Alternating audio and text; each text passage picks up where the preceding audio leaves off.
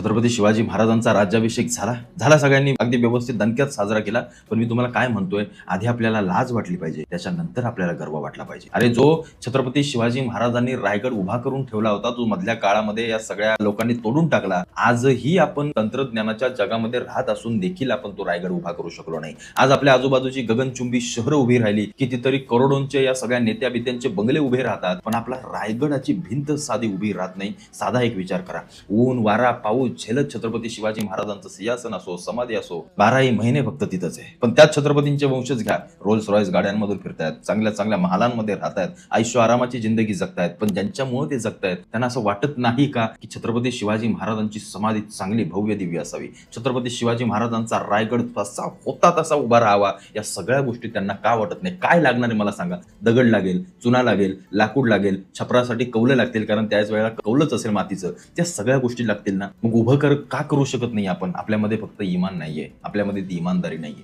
जी हिरोजी इंदलकरांमध्ये होती. म्हणून 350 वर्ष झाली तरी आज रायगड उभा आहे, पण तो आज आपण उभा करू शकत नाही, याचं मला वाईट वाटतं. रायगड प्राधिकरणासारखी एक संस्था तिथे लावली, जी रायगड सगळं पुनर्जीवित करते आणि या सगळ्या गोष्टी करते. पण ज्या कामानं ज्या सगळ्या पद्धतीचं जे काम करतात ना, मला वाटतं पुढची अजून 500 वर्ष लागतील रायगड उभी राहण्यासाठी. आणि त्याच्यासाठी किती पैसा खर्च होईल आणि काय होईल हे त्या काम करणाऱ्या किंवा तिथं त्या संस्थेवरती असणाऱ्या लोकांनी एकदा विचार करावा.